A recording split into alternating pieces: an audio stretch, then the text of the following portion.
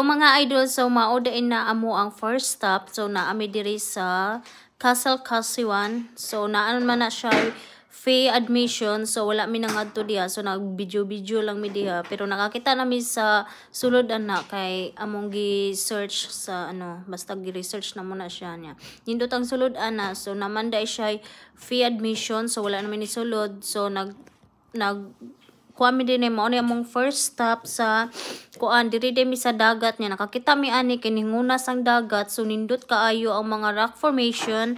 Makita ninyo ang mga rock formation diyan, nindot kaayo niya. Anak nangamay ko sa kumbana kay sa taas man gud na mga idol, grabe kuan, grabing kusog kaing hangin ba kanang mura kag luparon. So mo to pagbaba na mo niya kay akong anak kay samukan kaayo kay bakilid biya na no niya. Samukan kaayo sige tuklod-tuklod anak ko na maligi mga ligid jud ta ani mura jud tag tubulan ni nga mga ligid ani karon niya. Mo to pagbaba na ko nangamay ko no kay diri adto ta diri kay nindot kaayo tsada kaayo. So nice kayo ang view, nice kayo ang rock formation niya. Kuan daay kana basta mao na siya nindot kaayo ang mga rock formation mga idol niya. Pagkaman sa baba di mga idol, dili na siya hangin.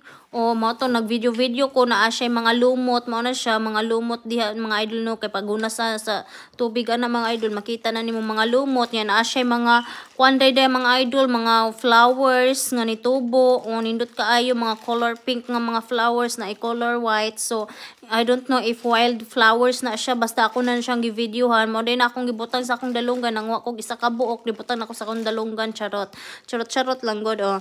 Nindot kaayo ang mga flowers mga idol no yan. Diya na siya nitubo sa mga bato-bato oh, amazing kaayo, makaingon jud ko. Grabe kanindot, grabe kanay sa view. Tanaw makita ninyo ang rock formation dito sa unahan pod, rock formation gihapon na nya mao to na kung na mag-overstop ta diri kay nindot kay manglaag ta diri mo kuanta mo baba nya.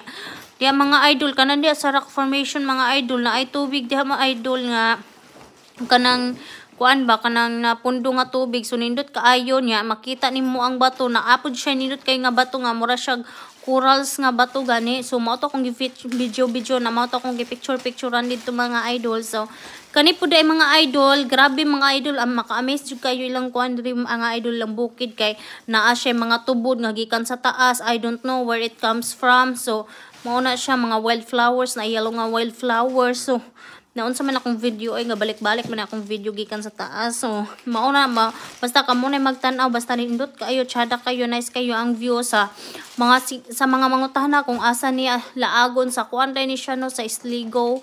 Sligo na siya, basta Sligo na siya. Kaayo diri tsada kay niya sa unahan mga idol na lang gyapoy rock formation daghan kay na siya rock formation. Mao na dia kana nga siya kung gi videohan diha kana kung gipatungan nindot kay na siya nga bato mga idol kanang mura siya corals nga bato. Di ba patak. Di ba magkuan-kuan na nagpusing-pusing na si kuan Cordapia. Nindot kayo niya. Kusog kaayo ang alon diha mga idol. Kusog kaayo ang alon tayo makita ninyo wala dili na siya maliguan diha mga idol ha kay lalum kaayo na mga idol. Kusog kaayong alon diha ni mao na timingan pod mga idol pag abot na mo mga idol ning hunas ang tubig mga idol no. Hunas kaayo siya so mao to nindot kaayo makita na nimo diha ang mga rock formations niya na siya bato nga murag corals. Tanawa tsada kaayo, nice kaayo og view. Nga akong anak nangita diha og kanang isda, nakakita siya isda lipay kayo. Mao jud na yang adtuon basta dagat-dagat gani mga idol, hilig kay na siya tubig-tubig mga idol niya. Pagkahuman kana mangita na siya mga isda, mga corals, mo na yang pakita. Diha mao ni isda ay sa pikas gyapon, rock formation gyapon makita ninyo diha na nag picture mga lokal din na sila mga puti. Nag picture po na sila dito. Sa unahan na siya mga idol nga rock